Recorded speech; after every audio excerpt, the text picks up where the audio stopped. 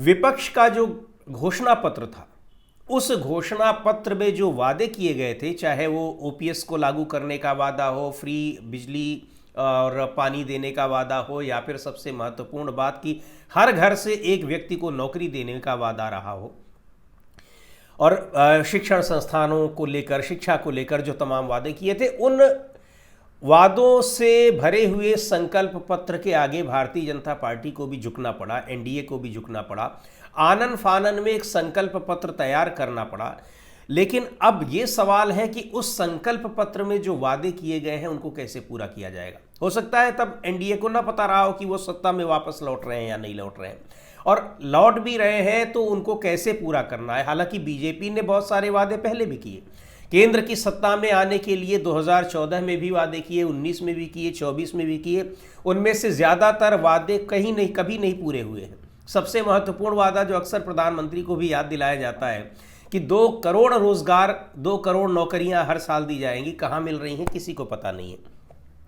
यद्यपि जब यह संकल्प पत्र जारी किया गया था तब भी सवाल उठ रहे थे, लेकिन अब सबसे बड़ा सवाल यह है कि इन भारी भरकम वादों के साथ जब नीतीश कुमार मुख्यमंत्री बन रहे हैं तो फिर इन वादों को धरातल पर उतारने की जिम्मेदारी भी उनकी होगी।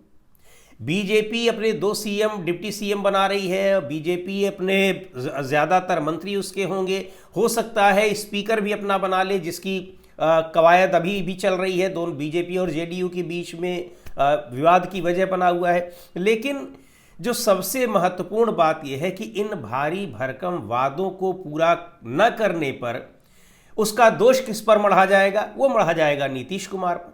यद्यपि पूरी सरकार चलेगी भारतीय जनता पार्टी के हिसाब से, हालांकि अब नीतीश कुमार की वो मजबूरी नहीं है जो पिछली सरकार में थी। नीतीश कुमार के पास अब इस समय 85 विधायक हैं, और एनडीए का जो बाकी घटक दल है, बाकी जो 3 घटक दल है, वो पूरी तरह से एनडीए नीतीश कुमार के ही साथ दिखाई पड़ रहे हैं। इसके अलावा नीतीश कुमार के पास विकल्प बचा हुआ है कि वो बीजेपी से अलग होकर भी मुख्यमंत्री बने रह सकते हैं, तो उतना दबाव तो नहीं रहेगा। लेकिन फिर भी चूंकि केंद्र में भी बीजेपी की सरकार है, इसलिए निश्चित तौर पर बीजेपी के दबाव में रहेंगे ही, और बीजेपी बड़ी पार्टी होने के नाते होने के बावजूद अगर उनको मुख्यमंत्री बना रही है तो ये एहसान भी होगा और निश्चित तौर पर होना चाहिए।